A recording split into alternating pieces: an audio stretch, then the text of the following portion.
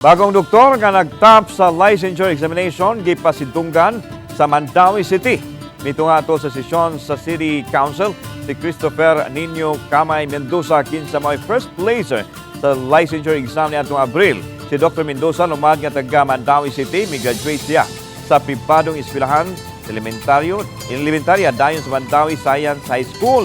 Sa pag-ila sa Tibuok City Government iyang accomplishment labi na sa pag-eskwela ug sa pagpasar sa board exam gipahalipayan sa siyudad. Si Dr. Mendoza gawas sa plake, makadawat sa kini og 100,000 pesos gikan sa dakbayan subay sa nalatid nga city ordinance.